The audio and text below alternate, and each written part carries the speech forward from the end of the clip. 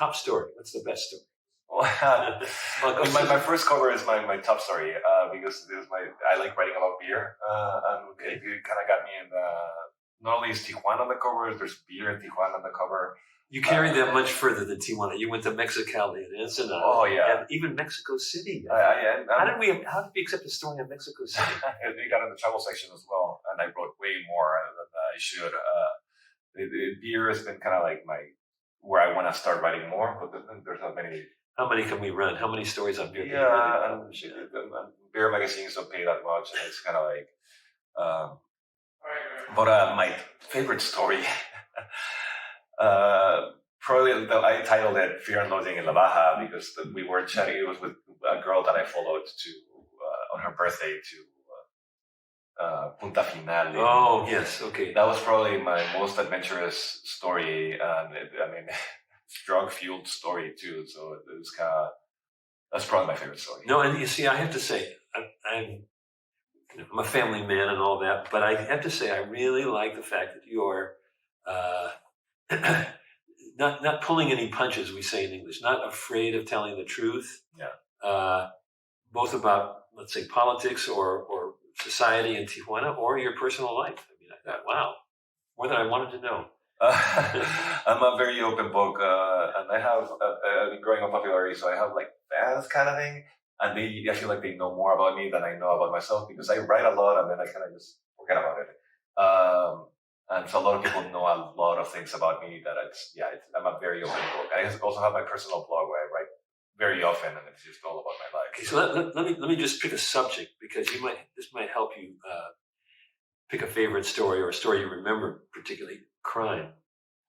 You've written about crime in Tijuana, yeah, and the increase in crime and certain areas where it's been tough, like Calle Sexta isn't exactly what you started off writing about when you wrote about crime, because Calle Sexta was a big hopping place. Well, I wrote a story about when my friend, Dave, who's moving to San Diego now because Tijuana is so expensive. He works in San Diego, and he's like, you know what? I'm saving 20% of rent. It's not worth it. He's trying to move to San Diego. But he got stabbed on Calle Sexta. Got stabbed on Sexta? Yeah, and he used to be a dangerous kind of drunk guy, but he was sober for like 3 months. He's been sober since, actually.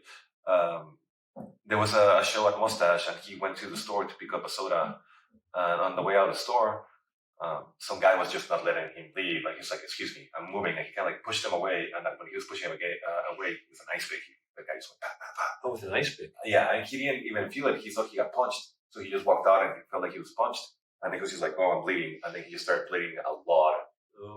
That's when they called the ambulance. It took like 30 minutes, and they had him at the Hospital General, the general hospital, in like the crime, like the criminal section, because like the guy next to him, he was burned all over, and apparently he was trying to rob a place, and the place blew up, and he was handcuffed to the bed. Not my friend Dave, but the other guy. So he was in that wing.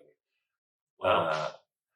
And in the same Chips bar, this was my favorite bar. There was a shooting there, and then when I found out about it, I was who was there? My friend and talked to me. She was like, I was there. It was scary, but I don't cover that much crime in Tijuana because I feel like it's just kind of redundant. It's always the same. Let's say once a year, it's nice to have an update, what the current situation is for us Gabachos on the other side.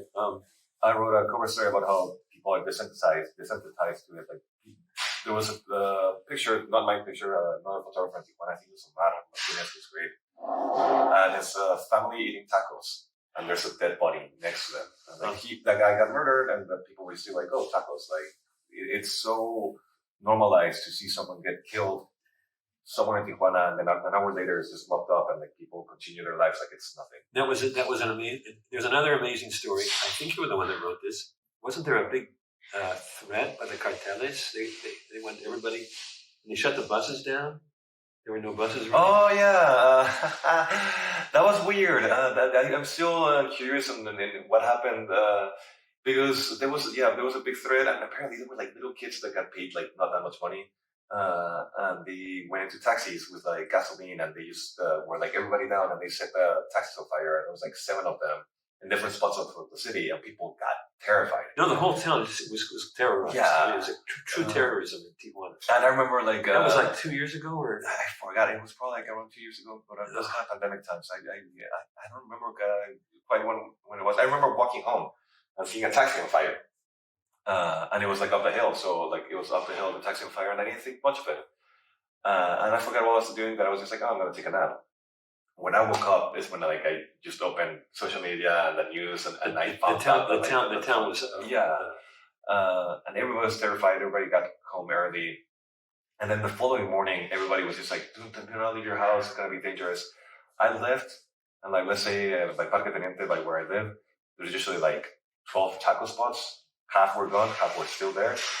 Had my breakfast tacos like always, and it seemed like everything was normal. No, the town sprang back. I was pretty surprised. Yeah. People were terrorized for half a day. Yeah, a lot of people were like, They were walking places. They weren't taking public transportation. No, transit shut down for sure. But like a lot of people were terrified, don't go out or you're gonna get killed, and a lot of people were just like, nothing's gonna happen.